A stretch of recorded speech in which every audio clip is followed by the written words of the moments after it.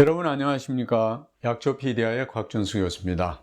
자, 오늘은 사상체질을 좀 더 깊이 있게 이해하기 위한 시간으로 마련을 했습니다. 사실 사상체질은 여러분들도 잘 아시는 바와 같이 조선시대 1894년에 동무 이재마 선생님이 그의 명저 동의수세보원이라는 책에 완성을 시켜놓은 독창적 이론이라고 할 수가 있습니다.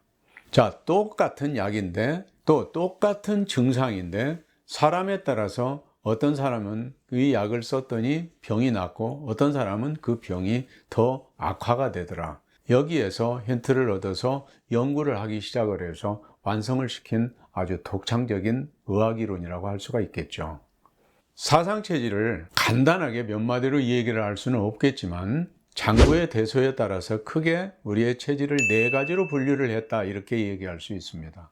먼저 양체질과 음체질, 양체질에는 태양체질과 소양체질, 음체질에는 태음체질과 소음체질, 이렇게 네 가지로 분류를 했는데요. 우리가 가장 쉽게 이 체질을 이해하기 위해서는 그 장부들의 하는 일이 무엇인가를 알면 쉽게 이해할 수 있습니다. 우리 몸속에 들어있는 네 개의 장부, 폐, 신, 비, 간. 심은 군주의 장부라고 해서 제외를 시켰고요. 이 네 개의 장부의 대소에 따라서 체질을 분류를 해 놓은 것이 바로 사상체질입니다. 자, 먼저 폐하는 역할은 뭐죠? 호흡을 한다. 가장 중요한 거죠. 호흡이란 건 원래 폐 속에 들어있는 나쁜 기운들을 밖으로 전부 다 쏟아내고 난 뒤라야 깨끗하고 맑은 공기가 들어갈 수 있다. 그것을 온몸으로 내보낸다. 이게 가장 중요한 거죠. 폐는 그래서 어때요? 소비하는 기관으로 보는 겁니다. 신은 어떻습니까? 신이 하는 가장 중요한 역할은 배설과 생식입니다. 나가는 게 중요한 거죠. 폐와 신의 특징은 뭐냐? 몸 안에 축적을 하는 게 아니라 밖으로 소비하고 내보내는 것이 중요한 기관입니다. 대신 비와 간은 어떻습니까? 모두 다 소화, 흡수, 저장을 하는 기관입니다. 자, 이처럼 흡수, 저장 기관인 비와 간의 기능이 강하다면 우리 몸은 어때요? 같은 영양분을 먹었을 때에 몸이 더 쉽게 불어날 수 있겠고요. 소비기관인 폐와 신의 기능이 강하다고 한다면 우리 몸 속에 들어온 영양분들이 빨리 소진이 돼서 밖으로 배설이 될 겁니다. 그래서 살이 찌기가 어렵게 되겠죠.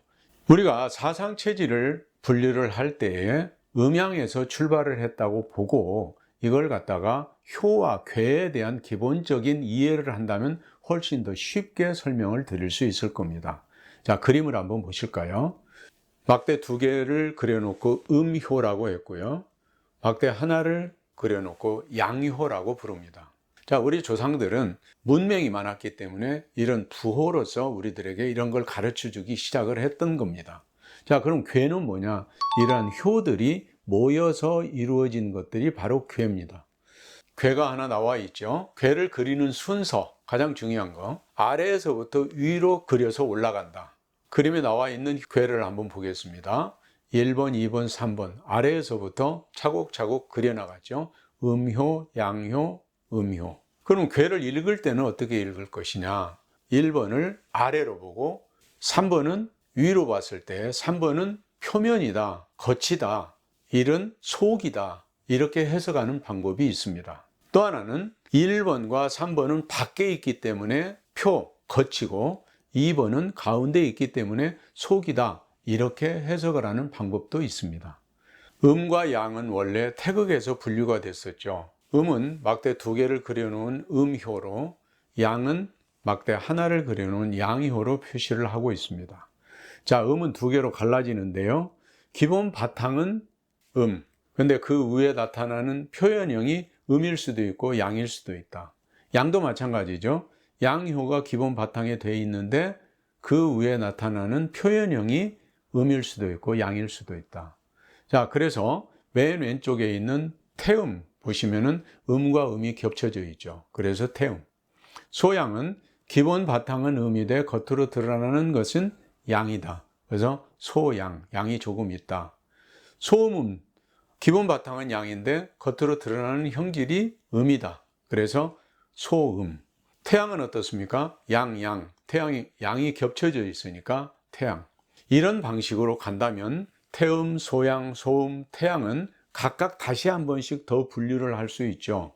그러면 거기에서 8개가 분류가 되고요. 8개가 다시 분화되고 그러면 16, 16에서 32, 32에서 한 번 더 분할을 하게 되면 64개까지 가는 겁니다. 자, 이처럼 음양의 변화와 분화로 일어나서 계속 변화되어지는 그런 결과들, 이 지구상에 있는 모든 기운들, 음양의 기운들이 변화돼서 나타나는 최종 결과물인 64가지의 궤를 가지고서 이 지구의 운행 원리를 설명하려고 했던 것들이 우리 조상들의 지혜였습니다. 오늘은 사상체질을 이해하는 가장 기본으로서 양으로 분류되는 것과 또 음과 양이 각각 분화를 일으켜서 사상으로 분류되는 그 과정을 궤를 가지고서 알아보았습니다. 여러분 감사합니다.